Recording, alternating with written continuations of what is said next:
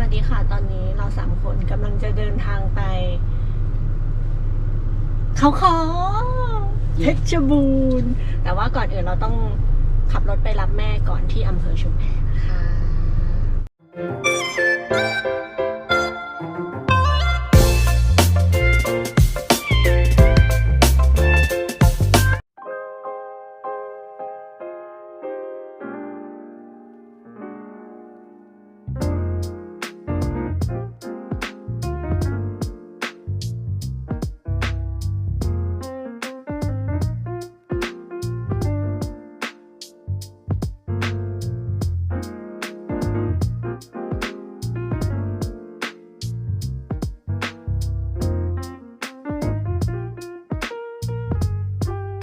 รู้สึกยังไงบ้างคะ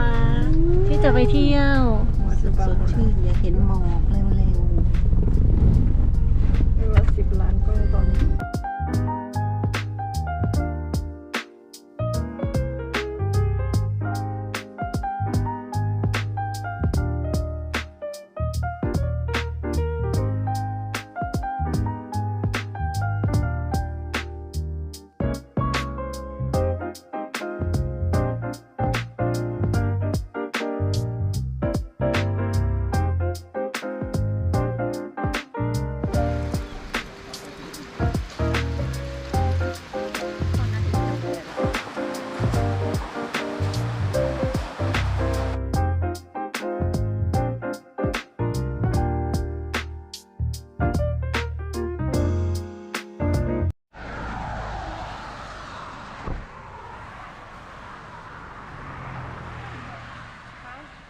ค่ะ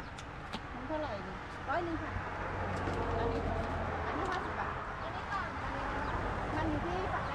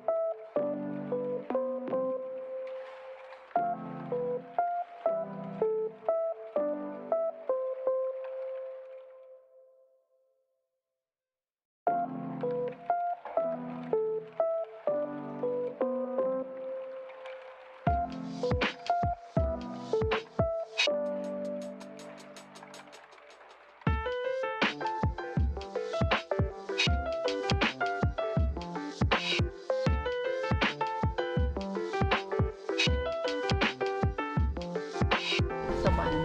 นะคะขอบคุณนะที่พามา